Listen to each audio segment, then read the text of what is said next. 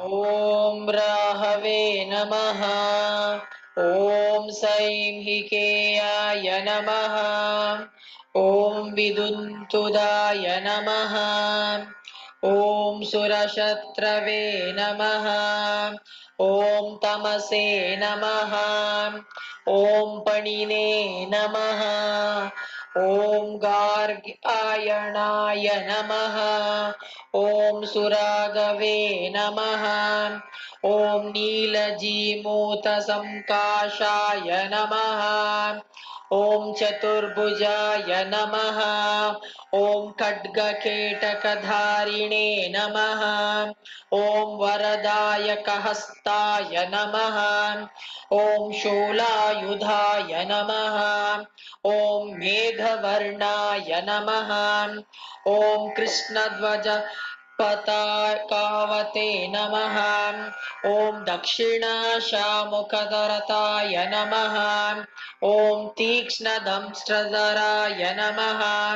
ॐ शूर्पकारासनस्थाय नमः। ॐ गोमेधाभरणप्रियाय नमः। ॐ आशप्रियाय नमः। ॐ कश्यपर्षिनन्दनाय नमः। ॐ भुजगेश्वराय नमः। ॐ उल्कापातजनये नमः। ॐ शूलिने नमः।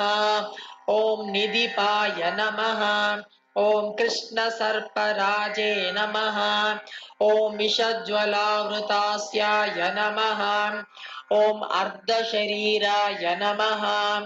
ॐ जाड्यसम्प्रदाय नमः। ॐ रवीन्दुभीकराय नमः। ॐ छायास्वरूपिणे नमः। ॐ कठिनाङ्गाय नमः। ॐ दिशचक्रच्छेदकाय नमः। ॐ करालास्याय नमः। ॐ भयङ्कराय नमः। ॐ क्रूरकर्मणे नमः। ॐ तमोरूपाय नमः।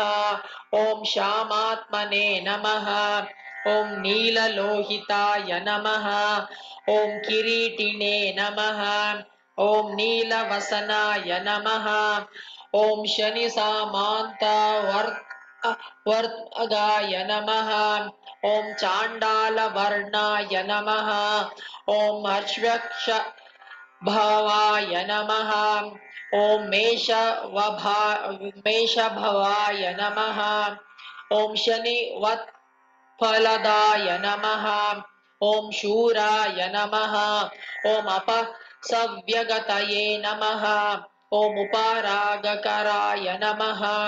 ॐ सूर्यहिमांशुच्चविहारकाय नमः। ॐ नीलपुष्पविहाराय नमः। ॐ ग्रहश्रेष्ठाय नमः। ॐ अष्टमग्राहाय नमः। ॐ कबन्धमात्रदेहाय नमः। ॐ यातुदानकुलोद्भवाय नमः। ॐ गोविन्दवरपात्राय नमः। ॐ देवजातिप्रविष्टकाय नमः। ॐ क्रूराय नमः। ॐ घोराय नमः। ॐ शनेर्मित्राय नमः। ॐ शुक्रमित्राय नमः। ॐ अगोचराय नमः। ॐ आने गङ्गास्नानधात्रे नमः। ॐ स्वगृहे प्रबलाढ्याकाय नमः। ॐ सद्गृहेण्यबलधृते नमः। ॐ चतुर्थे मातृनाशकाय नमः। ॐ चन्द्रयुक्ते चण्डालजन्मसूचकाय नमः। ॐ जन्महिंसे नमः। ॐ राज्यधात्रे नमः। ॐ महाकायाय नमः। ॐ जन्मकर्त्रे नमः। ॐ विदुरिपवे नमः। ॐ मुत्तकोज्ञानदाय नमः। ॐ जन्मकन्याराज्यधात्रे नमः। ॐ जन्महानिदाय नमः। ॐ नवमे पितृहन्त्रे नमः। ॐ पञ्चमे शोकदायकाय नमः। ॐ द्यूने कलत्रहन्त्रे नमः। ॐ सप्तमे कलहप्रदाय नमः।